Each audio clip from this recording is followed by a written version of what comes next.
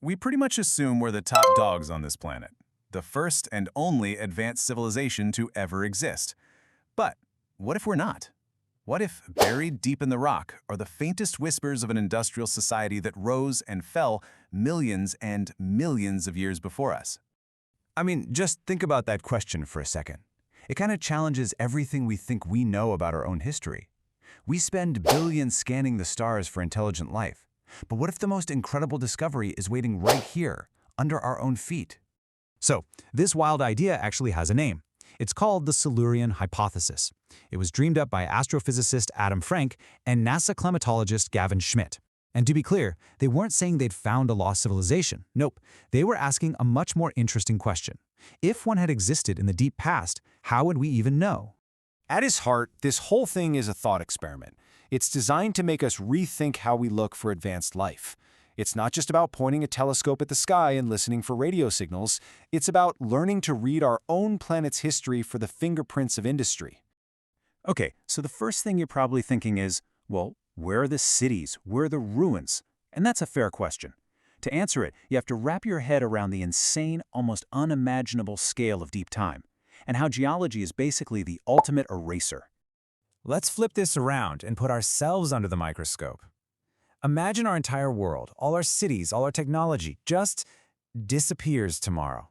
What would a future species find 100 million years from now? The answer is almost nothing. It's pretty shocking.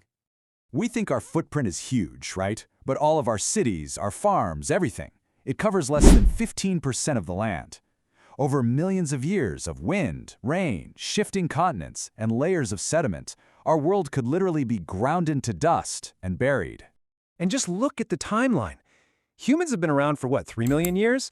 But our whole industrial, city-building, plastic-making age, that's just a tiny 300-year sliver. Geologically speaking, it is not even the blink of an eye. So here's the kicker. Our cities would crumble. Finding one of our fossils would be like winning the lottery, and our entire technological society would get squished down into a layer of rock just a few centimeters thick, a layer that future geologists could easily miss. The direct evidence? It just wouldn't last. So if we can't look for buildings or bones, what can we look for? This is where the whole idea gets really brilliant. We have to stop looking for a body and start looking for a ghost. A chemical ghost that an industrial civilization would leave smeared across the entire planet. If the physical stuff is gone, what's left? Well, Frank and Schmidt came up with 4 key signatures, a kind of chemical fingerprint. They said to look for weird shifts in carbon, signs of rapid global warming, ocean dead zones from things like fertilizer, and a sudden appearance of strange, synthetic, or rare elements. Let's start with carbon. It's pretty cool, actually. When a volcano erupts, it spits out CO2 that's full of a heavier type of carbon, carbon-13. But when you burn fossil fuels, which are just old dead life forms, you release CO2 that's packed with a lighter carbon, carbon-12. See, life prefers the lighter stuff. So a huge sudden spike of C12 in a rock layer, that's a massive red flag for industry. Okay, next up, agriculture. All the nitrogen from our fertilizers runs off into the ocean. This causes huge algae blooms that basically suffocate the water, sucking out all the oxygen and creating dead zones. Now here's the ironic part. These dead zones are perfect for preservation. Without any little critters burrowing around and mixing things up, the layers of sediment on the ocean floor stay perfectly intact, locking in all that chemical evidence for ages. And then, of course, there's our stuff. We make synthetic materials that just don't exist in nature. We dig up rare metals like gold and platinum and concentrate them in our gadgets. We've even created brand new radioactive elements. If you found a whole cocktail of these unnatural materials packed into one thin geological layer, well, that would be pretty hard to explain away.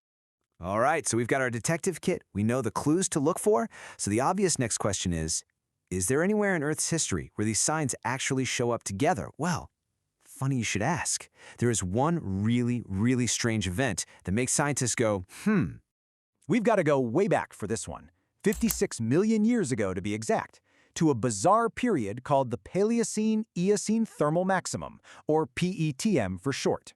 It was a time when, in just a few thousand years, the whole planet's temperature shot up and its chemistry went completely haywire. And this is where it all clicks together. During the PETM, what do we see? we see that massive spike in global temperature, a classic sign of global warming. We see that huge spike in the lighter carbon-12 isotope, the exact signature you'd expect from burning tons of fossil fuels. And we find weirdly high concentrations of metals in the sediment. It's kind of eerie how closely these signs match the industrial fingerprint we just talked about. Now, before we all get our tinfoil hats on, it is so important to be clear here. Adam Frank, one of the guys who wrote the paper, says it himself. He doesn't actually believe there was a lost civilization. The leading scientific theory for the PETM is that massive volcanic eruptions burn through huge natural deposits of coal and oil. But the whole point of the hypothesis isn't to prove that lizard people existed, it's to sharpen our tools for thinking about what the evidence would even look like. So that leaves us with the ultimate question. Was the PETM just a 1 in a billion geological freak accident? Or could it be the faintest chemical echo of a world that came before ours? The Silurian hypothesis doesn't give us an answer, but it does give us a profound and frankly amazing new way to question what we think we know about the story of our own planet.